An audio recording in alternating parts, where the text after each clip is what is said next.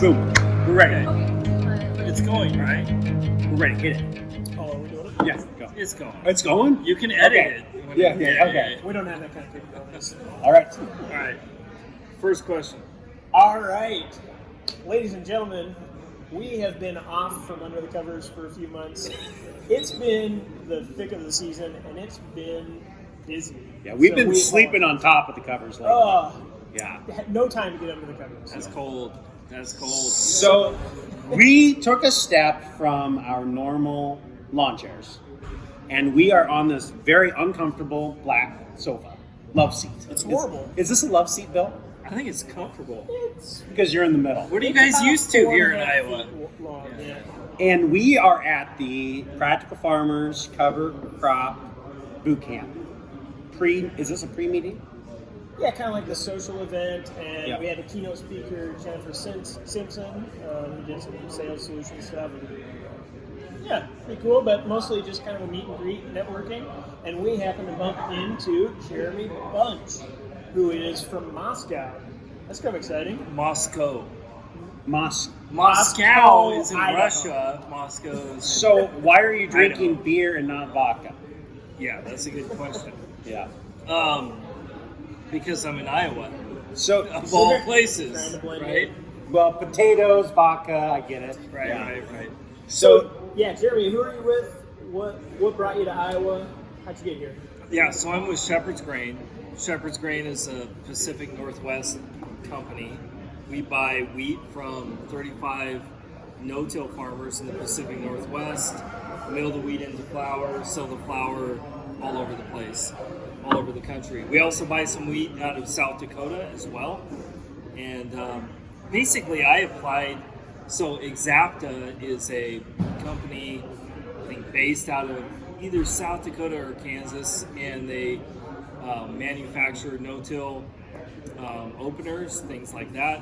They have a scholarship fund where they give $1,000 to somebody to travel somewhere to just learn more about sustainable agriculture. So I was all set up to go to England to do that, but then COVID happened, and I'm like, well, let's go to Iowa. yep. So I had some connections here with Dr. Matt Liebman at Iowa State, who kind of takes an ecological approach to weed management.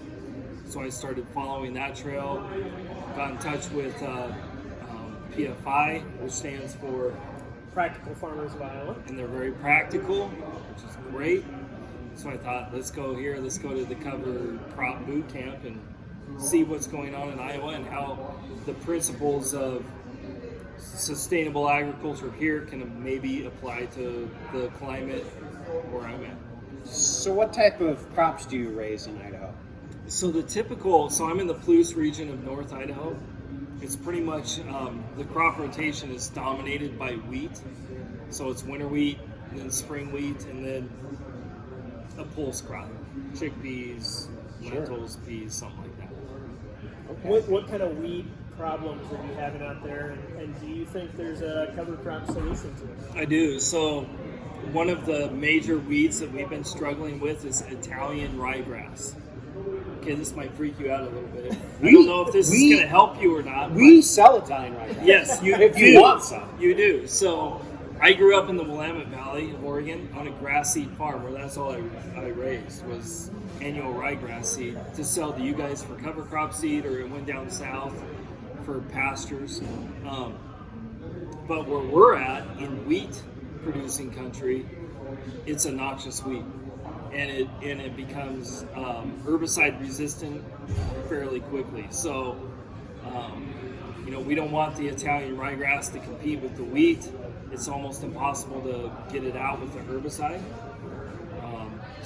And it's, glyphosate, other herbicides just don't work against it after a certain time.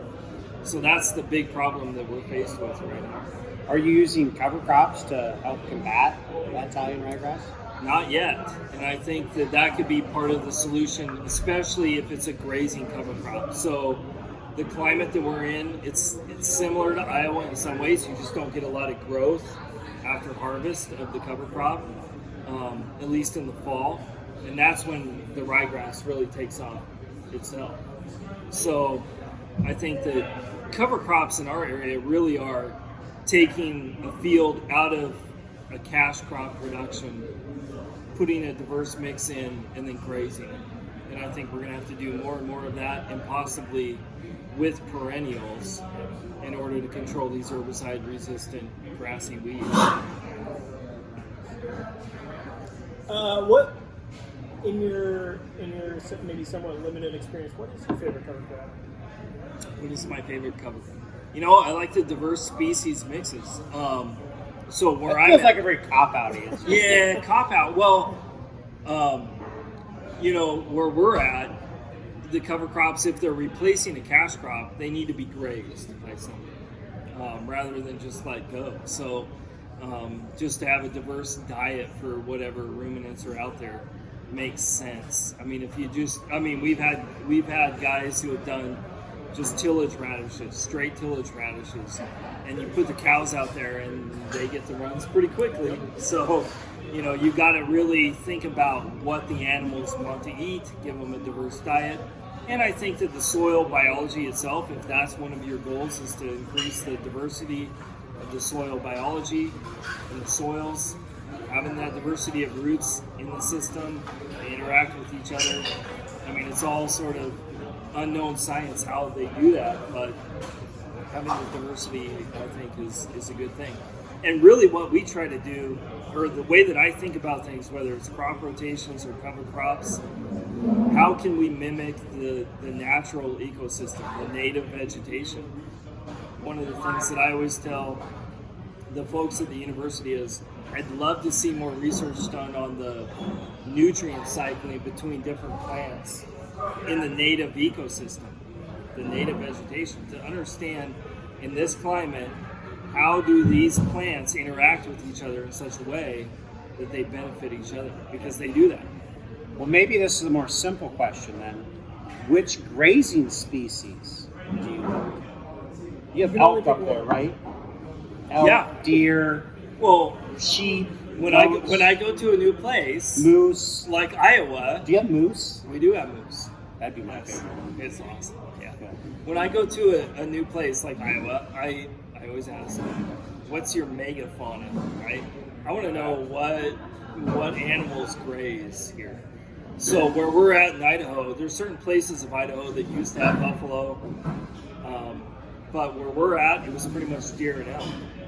And so cattle, they're not necessarily the most beneficial for the soils in that ecosystem. Maybe it's sheep, maybe it's goats. You know, so I think where we're at, probably sheep or goats is more appropriate than cattle. But honestly, our land was settled in the 1880s, and basically every acre that could be plowed and tilled for crops was plowed and tilled for crops by 1910, and every acre that couldn't be was grazed with cattle, and it was overgrazed, and it's a pretty fragile ecosystem. So from the beginning, even though these pioneers were just trying to survive, they didn't necessarily do the best job agronomically for what that ecosystem needed. Right? Exactly. This has been almost too deep for under the cover. Oh, it can get deeper. We can add a few blankets. Oh gosh.